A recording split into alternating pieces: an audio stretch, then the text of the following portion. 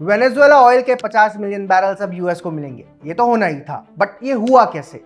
यकीन कीजिए, इसके पीछे की hidden stories much deeper and mysterious. Oil से लेकर लॉबिंग ग्रुप्स, आज पैम्फलेट आपको न्यूज बिहाइंड द न्यूज समझाएगा।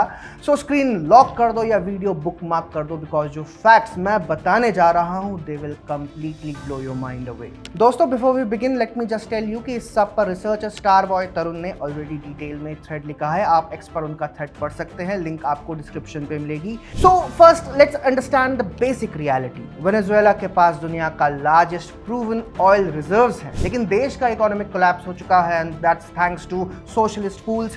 अब यहाँ एक चीज सेंट्रल है, सिटगो।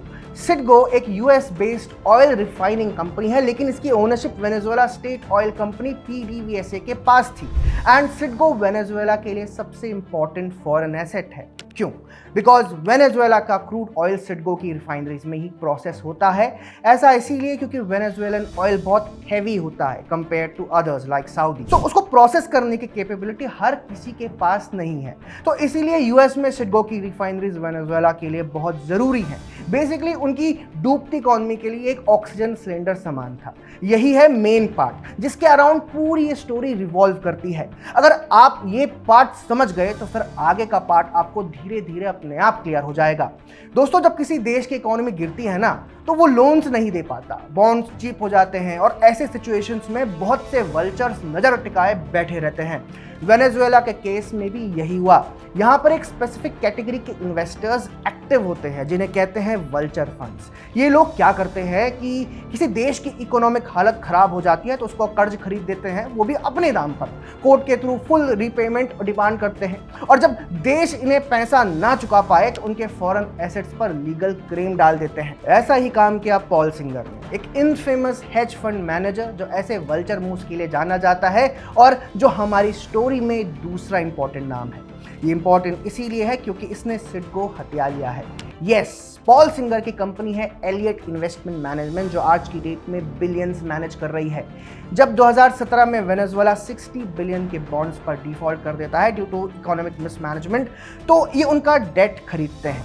अब पीडीएसवीए जो वेनेजुएला की कैश काउ है, वो ये बॉन्ड्स क्लियर नहीं कर पाता क्योंकि फाइनेंशियल मिसमैनेजमेंट तो है ही, लेकिन उससे भी बड़ी वजह थी वेनेजुएला पर लगाए गए फाइनेंशियल सैंक्शंस।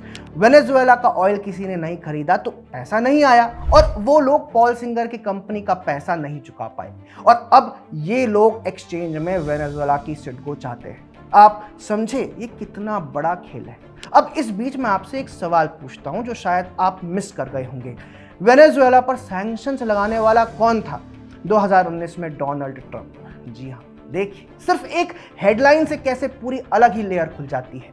सिटगो पॉल सिंगर में डोनाल्ड ट्रंप का करेक्शन भी बहुत इंपॉर्टेंट है। Let me tell you how. Paul Singer के इजरायली ग्रुप से स्ट्रॉन्ग टाइज हैं। फॉर एग्जांपल एआईपीएसी एक पावरफुल लॉबी करने वाला ग्रुप है जो प्रो इजराइल कैंडिडेट्स के कैंपेन्स फंड करता है, चाहे वो यूएस में रिपब्लिकन पार्टी के हों या डेमोक्रेट पार्टी के। एक एनालिसिस के मुताबिक ट्रंप 2.0 में ज्यादातर कैबिनेट होल्डर्स को एआईपीएसी की बैकिंग मिली हुई है, which is funded by Paul singer. तो ट्रंप को जिताने में एआईपीएसी जैसे इजरायली लॉबिस्ट का बहुत बड़ा रोल है। और दोस्तों, मादुरो के under Venezuela clearly anti Israel, anti US बन रहा था। 2009 में गाजा को लेकर उसने इजराइल से रिलेशंस खत्म कर दिए थे। बदले में ट्रंप सरकार जो इजरायली ग्रुप से फंडेड है, उसने कंस्टेंटली वेनेजुएला पर सैंक्शंस लगाए, देश की इकोनॉमी डूबी और ये लोग क्रेडिटर्स को पैसा नहीं दे पाए। हाँ, वो अलग बात है कि पॉल सिंगर जैसे लोग डेट रिस्ट्रक्चरिंग के बहाने केवल दूसरे देशों के एसेट्स लूटना चाहते हैं, और यहाँ पर दिस इज सिटगो। एक बार सिटगो इनके हाथ में होगी तो वेनेजुएलन ऑयल वेल्थ पूरे इनके कंट्रोल में है। सोचिए ना, यूएस के टेक ओवर के बाद ये पूरा नेटवर्क ना केवल वेनेजुएला का ऑयल कंट्रोल बल्कि उस ऑयल को रिफाइन करने वाले प्लांट्स भी इनके पास आ जाएंगे। पॉल सिंगर, एआईपीएसी, ट्रंप, इस पूरे नेक्सस ने वेनेजुएला के ऑयल एसेट्स को बहुत शातिराना स्टाइल से अपने कंट्रोल में किया है।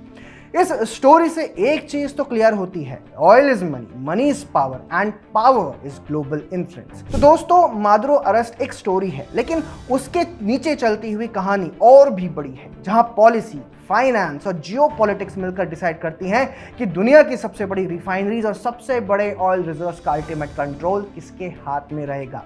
तो ये थी वेनेजुएला में रजीम चेंज की पूरी कहानी। अगर आपको ये वीडियो पसंद आया हो तो इसे सोशल मीडिया पर शेयर करना ना भूलें, एक्स पर आरटी, व्हाट्सएप पर जस्ट यूट्यूब लिंक शेयर कर देना अपने दोस्तों के साथ या स्टेटस पे लगा देना। After all, your support motivates us to keep providing you with in depth analysis of geopolitical events. Keep supporting us like always. बाकी मिलते हैं अगले वीडियो में। धन्यवाद।